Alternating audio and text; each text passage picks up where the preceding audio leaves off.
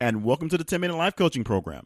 My name is Jay Cleveland Payne. I train people for improved personal and professional development, offering my assistance for those ready to develop their goals into tangible, focused, and achievable plans of action. And this podcast is one of the tools I use to complete my mission. Now, how this works, you'll get a 10-minute life lesson. In less than 10 minutes, you'll get a lesson that you can take on for your personal or professional development. You can implement what they go through in the lesson right here, right now, as soon as we're done, and get to work on improving what you have going on. And sometimes we'll have messages that sound very familiar. So familiar, they sound like it's something you're already in the process of doing. That is just positive reinforcement that the plan of action you already have in place is a great plan of action that may need just a little extra seasoning to get to for extra work.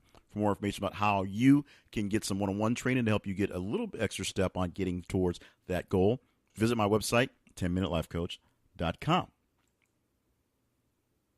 Superiority can be a disease to those who feel called into a life of service, a calling to do things for others and to help people to do things sometimes for themselves or do it for them in the process.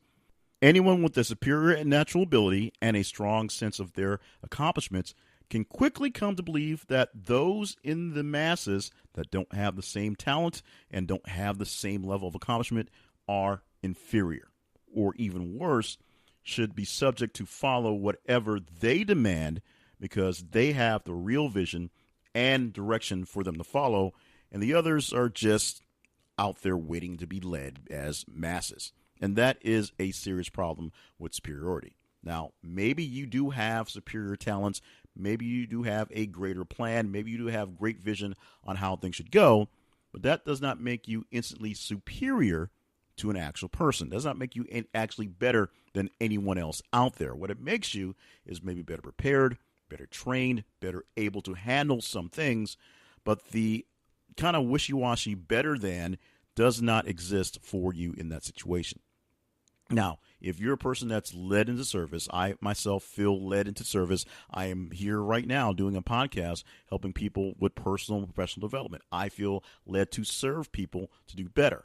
My skill set is in helping people figure out where their bottlenecks, where their squashes are, where things aren't working, and come up with better plans to make things work out. That does not make me necessarily better than anyone. In fact, I often have my own problems, my own issues that I have to seek help from coaches or counselors or mentors to make sure I see things the right way, I see things clearly, and I move them along. I am a business person. I have business degrees and business training, but sometimes the business sense doesn't quite work out when I'm stuck in the trenches. So there are other people who are doing better than I am or just as well as I am who can see things from a different vision and have a superior sense of what's going on and can help me work through things. And I lean towards those people very often in making everything work out. Same thing applies for you if you feel led to being in the service industry, being one to help people out in doing whatever it is they're doing. You have to be careful to maintain the distance between you having superior skills and you feeling actually superior to the people. You having a ability to help people rein in their ideas and rein in their problems, and you feeling the need to reign over them in a sense that they don't have the sense to take care of themselves. Because everyone is given free will, and everyone has the right to do things as they please, assuming they're not doing anything that's literally harming someone else. They're free to do things as good, as bad, as worse as they want to, as long as they're the only ones getting harmed and not necessarily harming themselves too seriously. So often people have to go through their own struggles and hardships and learn lessons the hard way to actually have them stick in their heads, and so they learn the lesson. That is fine, because you can easily teach a person to avoid those issues. That doesn't make you better than that person if they choose not to follow. They just chose not to follow. What you need to do is hold back on the superiority complex and hold on to that knowledge for when they are ready to take it in. Because the issue is not you being superior to them or them being inferior to you. The issue is a readiness issue. And the readiness problem may be yours. You may not be as clear to serve, as clear to lead, as clear to teach as you believe you are. You may have the knowledge, you may have the skills, you may have the techniques, but you may not have the patience and ability to convey that message onto other people. They may not be ready to hear it as well. They might be ready to put it into play as well. They probably have some issues with their maturity and their readiness. But there is a possibility, as remote as it may seem to you, that maybe you are not ready.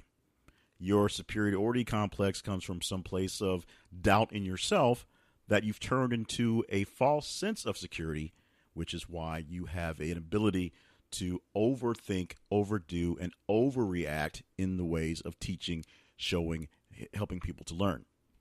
So this is not an indictment of them or an indictment of you. What it is a chance to keep an eye on the realities of things. When you are in the business of teaching someone who knows less than you are, that makes you an expert. That makes you a person in the know to help them do better at what they're doing. But it doesn't make you better than the person, because chances are that person has a skill set that's you'd probably love to have in your arsenal as well, that they are very proficient in. And maybe that's the way you find a way to have that common ground and keep that superiority complex from overtaking you. You lavish in the things that they are great at, and you give them plenty of praise for those things. You tell them how them being great in whatever thing there is such an asset to them, and how as you teach them what it is you're teaching them, they'll be so much better at it. Now, my speaking skills have gotten better over the years, for example, over lots and lots and lots and lots of speaking. I began in a young age with a want to speak, but the inability to based on a speech impediment. What it took was people with the patience to talk me through it and remind me that what I had to say was very intelligent, very clever, very funny. The issue was getting the message across. They helped me to craft my words and talk a little slower and pick better words and enunciate, things like that. And so I could learn to speak better. And that way I could speak to other people. I could get my message out, which is what my heart was telling me to do, get out a message and teach and train and talk. But I had to learn how to talk. Those people who could speak better than I could were not better than I were, and they never said they were. What they said was the things that I was good at were great, but it'd be so much better once I found a way to explain it in clearer English, because as far as I could tell, my English was as clear as anyone else. I'm having an issue right now with my daughter, who unfortunately has that same speech impediment that a lot of my family is born with, something that I had a nephew who had the same issue with. When he was a kid, we couldn't understand anything he's saying. Now that I have a daughter with the same issue, I sort of understand her. But sometimes she gets a little too fast and she believes she's saying something that we can't understand.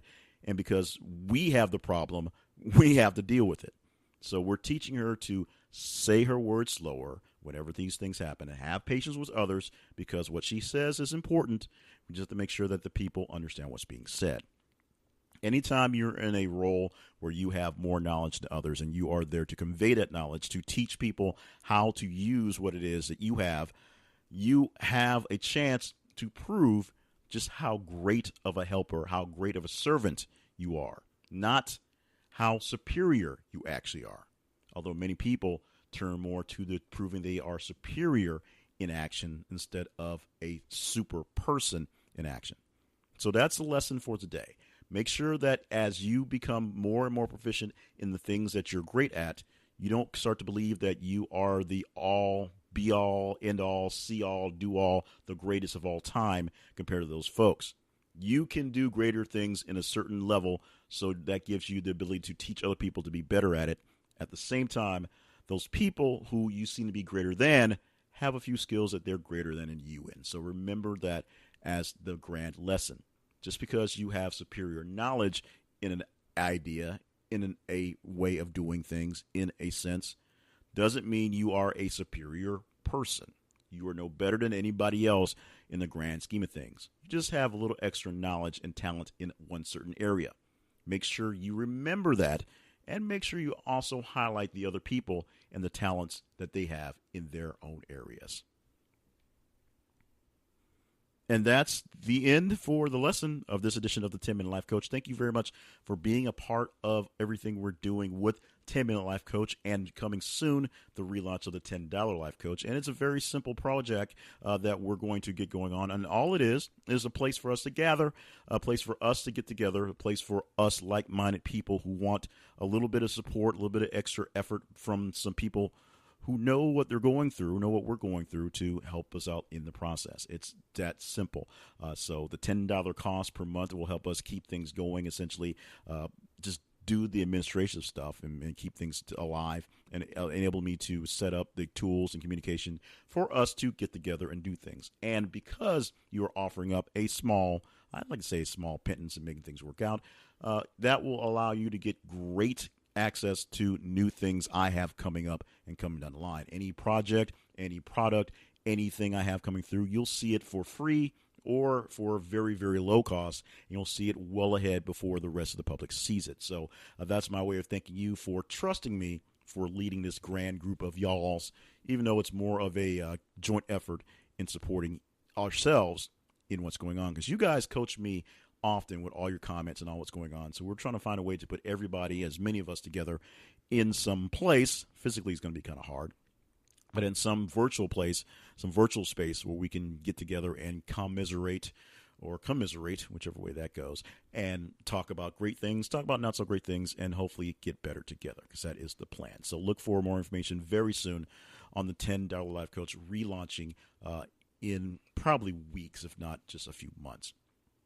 Now, with that said, let's go on to the regular salesy stuff we have. If you want to find more information about all the things I have going on in my projects and all my writings and whatnot, it's very simple. Check out the website letter J, Cleveland like the city, PAYNE.net, my main website, jclevelandpayne.net, so you can see what all the projects we got going on. You can contact me via email is the easiest way to do it. Send it to jclevelandpayne@gmail.com.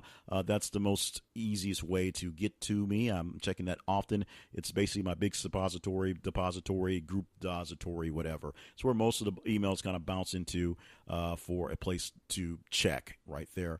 And, of course, just keep on listening. Keep on doing what you're doing about the podcast, sharing it with people, and giving ratings and reviews wherever you get your podcast from. If you're an iTunes guy or Apple Podcast person, that's an awesome place because it's the granddaddy of podcasts. But we also are live on Spreaker. We're live on Stitcher. We're on iHeartRadio. A lot of response coming from folks on iHeartRadio's podcast platform. And a lot of podcast platforms are changing up with the times. Apple is doing some changes to their offerings in data and their offerings in general. And many of the other platforms are following suit by basically cleaning up the websites a bit, offering better data for you out there, data for us out there. So we'll see a lot much more greater data and greater information. I'm an info junkie, as you know, but that's coming up soon. So the best way to make sure people are seeing the podcast so I can get greater data from all of them is sharing it. Straight up sharing it with friends or giving ratings and reviews so that we rate higher wherever they are. And if we're on a platform or if we're not on a platform that you'd like to see us on, let us know. We'll try to get you there. We're on Google Play as well. That doesn't seem to be very popular, but we're there. We'll be wherever you want us to be if you are there. In the meantime, thank you once again for just being great folks, being great guys, being the people out there looking to do better, wanting to do better, and joining in with folks who have a similar mindset. We'll do more to help you get better next week with another edition of the 10-Minute Life Coach.